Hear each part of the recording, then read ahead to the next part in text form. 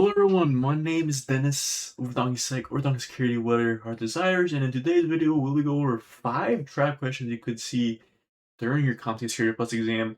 These questions are supposed to be a trap, so by means of trap is like 2 answers sound correct, but the question, like either the way the question is stating it or at the end of the question is stating it, one of the answers actually is more correct than the other one.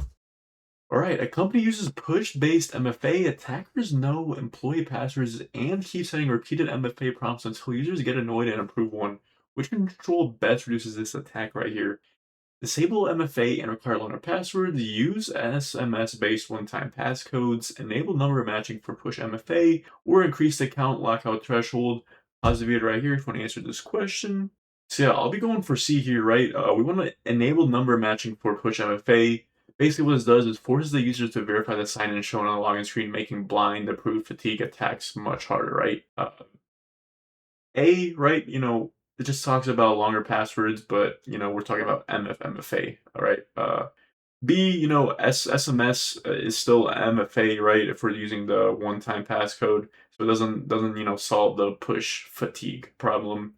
D, that just talks about lookout, or lockout, excuse me, helps password guessing, not repeated push approval abuse. So that just talks about like password spraying, like brute forcing, stuff like that. So yeah, the trap here is that SMS MFA sounds safer than push MFA, but the scenario is specifically, about blind push approvals. So we're talking about pushing MFA. We're not talking about another, one-time passcode or whatever. So that's why we're talking about push. The threat actor is doing a bunch of push requests, hoping in one person is going to just click approve, so the notification goes away. All right, question 2 here says, your org wants to reduce domain spoofing and make receiving mail servers reject messages that fail authentication. Which solution is best right here? A, Center Policy Framework, or domain keys? I believe in a message I could be wrong, and DMARC, domain-based. TLS for SMTP only, SMMI IE for all users only, or a stronger password policy for mailbox users. Pause the video right here if you want to answer this question. So yeah, the correct answer here is A, right? Center Policy Framework that just talks about validating sending servers. DKIM validates message integrity / signing. And then DMARC, that just tells like what to do when the checks fail, like are we going to quarantine the message or stuff like that. Obviously it's going to be A, right, since that's the strongest domain anti-spoofing option out there. TLS, B, that just encrypts transport, C, that just talks about signing / encrypting messages, but it's not the normal like policy email stack. So anything with like SPIF, DKIM, and DMARC, that just talks about like spoofing email security, stuff like that, right? D, that just talks about, strong passwords. It protects accounts, but it doesn't forge like external domains, meaning that it doesn't do anything about like spoof domains. All right, question 3 here says a hospital has legacy IoT medical devices that cannot be patched quickly. The security team needs to limit lateral movement if one device is compromised. What is the best mitigation? So A, place the devices in a segmented VLAN with strict ACLs. B, install full disk encryption on the devices. C, put a WAF in front of the devices. Or D, increase password length on user accounts. Pause the video right here if you want to answer this question. So going to A here, place the devices in a segmented VLAN with strict ACLs. Basically what we're doing here is we're doing segmentation, meaning that we're going to limit lateral movement across vulnerable devices. And we're doing ACLs, right? So access control list that isolates the systems using an access control list and restrict what they can communicate with, which reduces the blast radius. B, that just talks about, disk encryption. Doesn't do anything about, network spread. C, it's more of like a compensating control WAF, but that also protects like web applications. Doesn't do anything about IoT devices.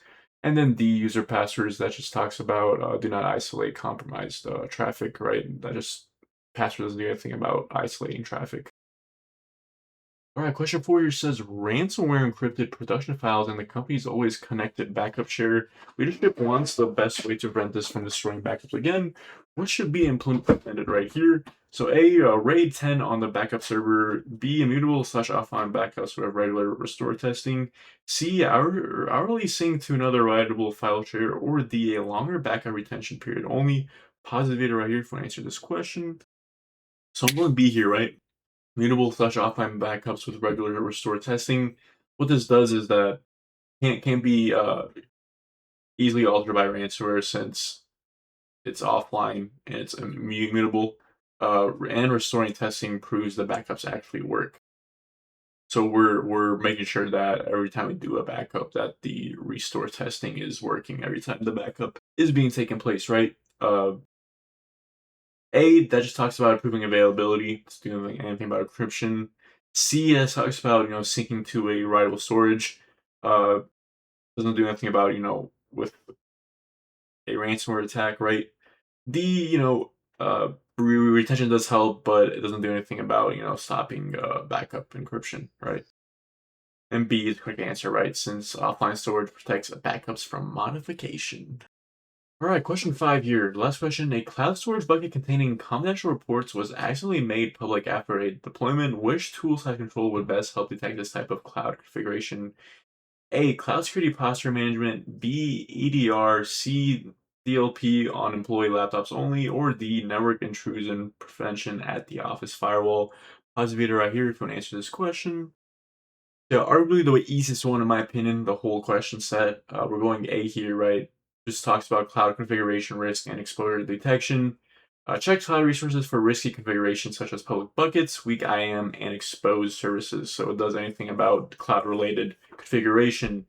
B, that just talks about monitoring endpoints, doesn't do anything about the cloud. C, that just talks about DLP, just talks about like data loss prevention. So if someone's sending information to an outside source, maybe their personal Gmail, DLP will deal with that. And D, IPS, that just talks about preventing a intrusion on the network. So they'll do nothing about a cloud security posture management. All right, so that is the end of the 5 questions. A little bit harder since it is kind of the trap questions. Drop your score in the comments and then review what you have missed. I do respond to a lot of the comments, so chances are I want to see your comment if you post it. Uh, if you are having troubles with any of the questions, let me know. And yeah, thank you for watching, and I'll see you when I see you in my next video. Peace out.